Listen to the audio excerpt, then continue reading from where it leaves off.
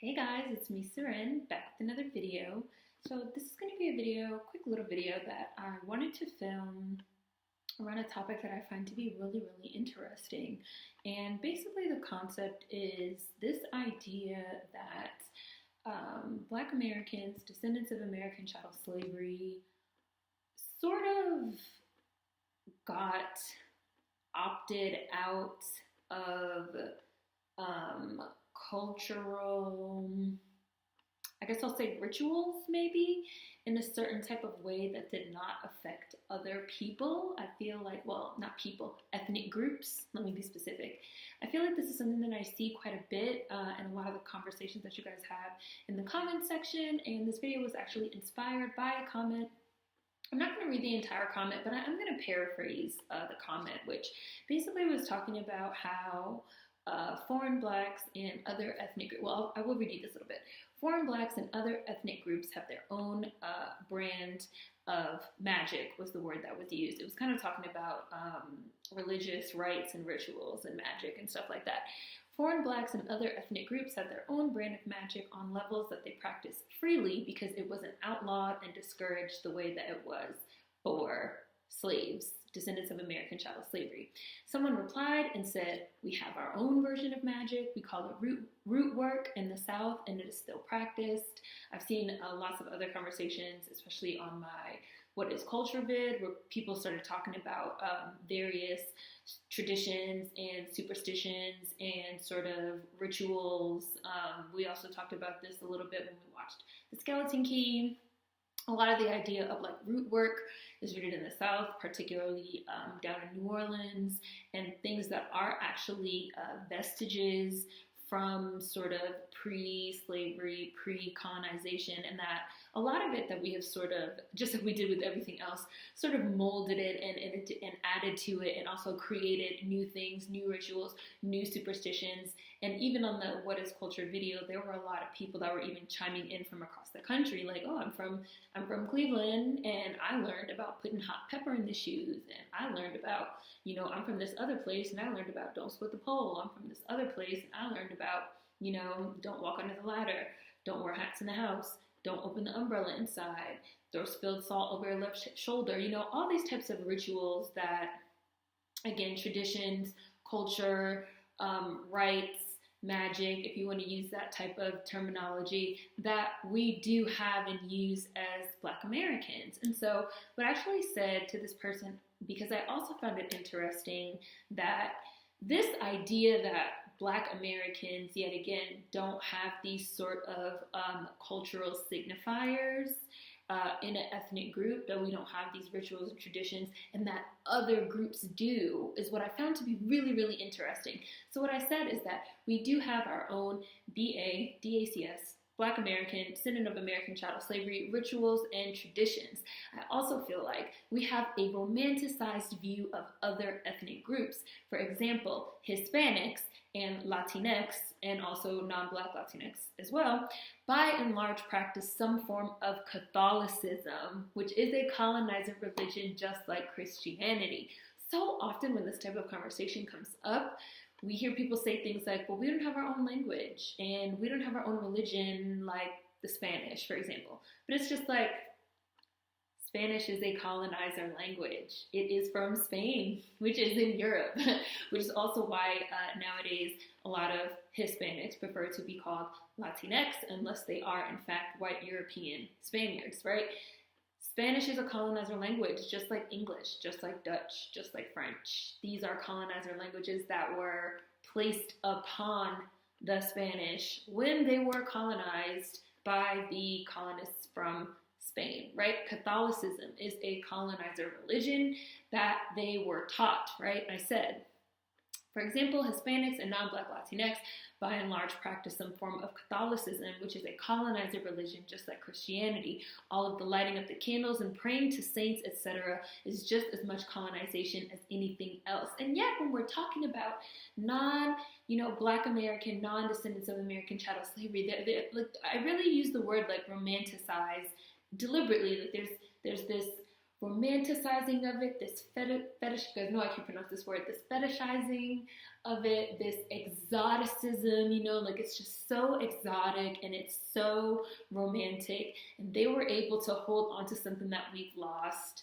when, especially again, when we're talking about Spanish as a language, when we're talking about Catholicism as a religion, just sticking with that example for right now, that stuff is just as much colonization as, you know, people speaking English or practicing Christianity. So it's very interesting to see how when we're talking about, you know, Black Americans and descendants of American chattel slavery, the way the filter somewhat switches. When we're talking about, you know, Haitians, they just came to mind, speaking French, right?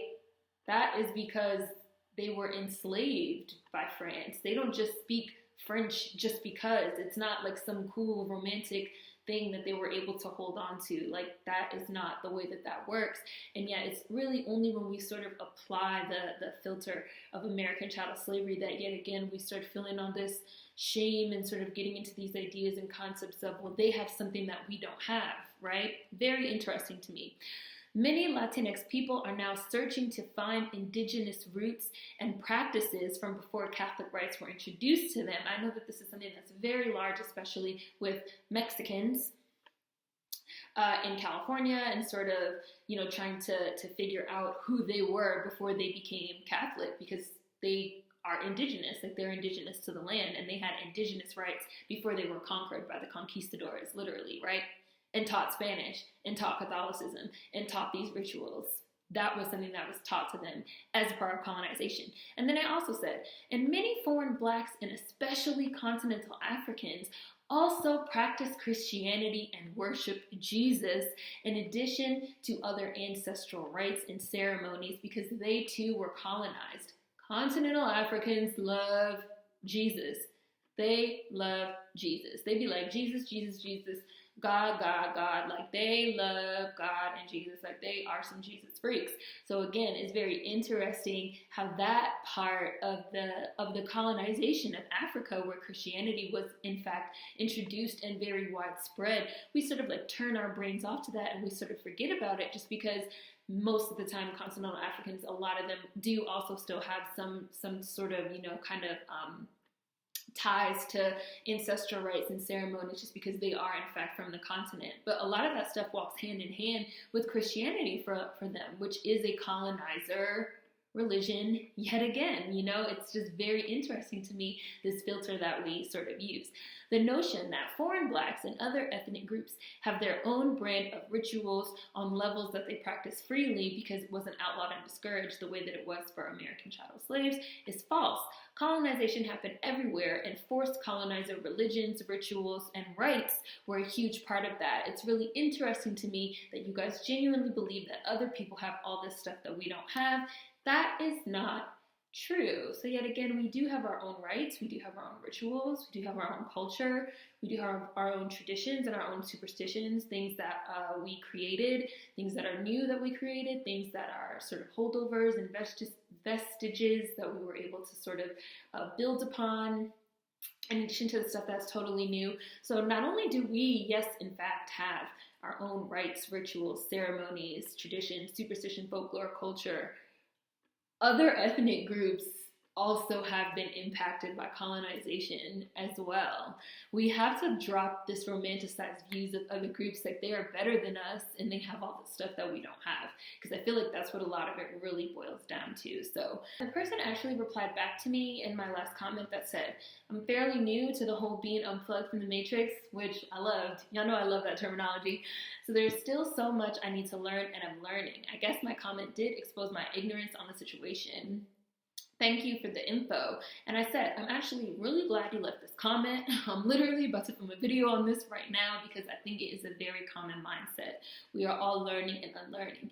As we've also talked about in several other videos in the BA Gang playlist, which will be in the description box, of course, as well. A lot of this, I think, this way of thinking dominates our ethnic group, descendants of American chattel slavery, because we are so closely tied and tuned into this idea of Pan-Africanism, sort of first wave Pan-Africanism, as I've been calling it. And so much of Pan-Africanism, I even thought about this when I was in Arkansas.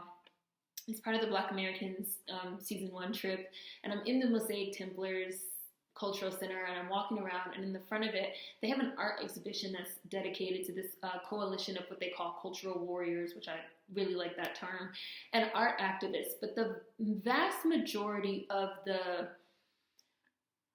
paradigm of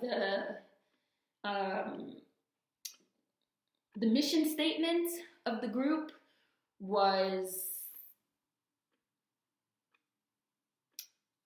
introducing African rituals to Americans and not highlighting our DACS rituals, right, in this art space.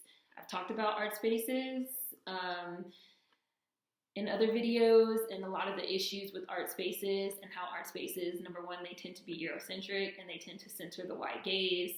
And a lot of the times, if we do center a Black gaze, more often than not, it is a foreign Black gaze. It's a gaze that minimizes the DACS experience and, again, minimizes our culture, minimizes our ethnicity and our traditions. And it's something that I've seen a lot as I've visited various museums and art galleries of different types of spaces. It's just this like really prevailing notion, which again came from Pan-Africanism, that for us as descendants of American chattel slavery to be anything, we have to sort of adopt African, quote unquote, culture and rituals, which even that is like such a flat statement, because like Africa is huge and there's like so much like different, parts to different cultures and rites and rituals and things like that.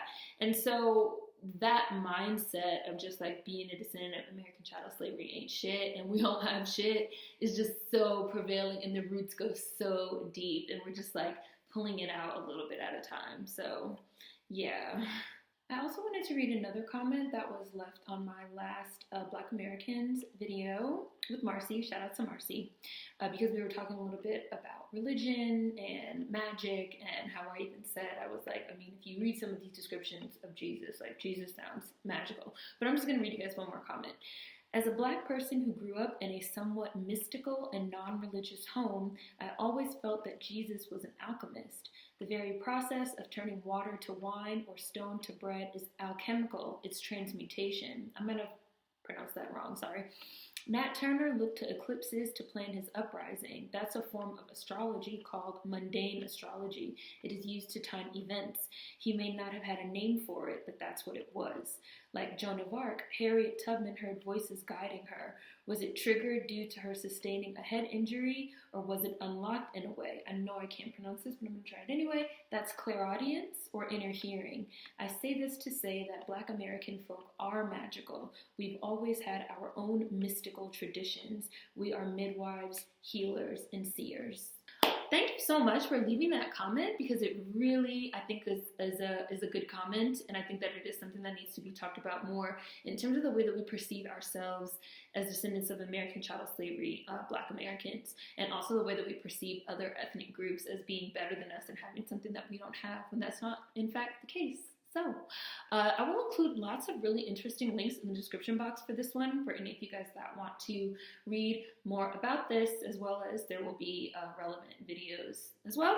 Food for thought as always. See you guys next time. Let me know what you think in the comments. Peace.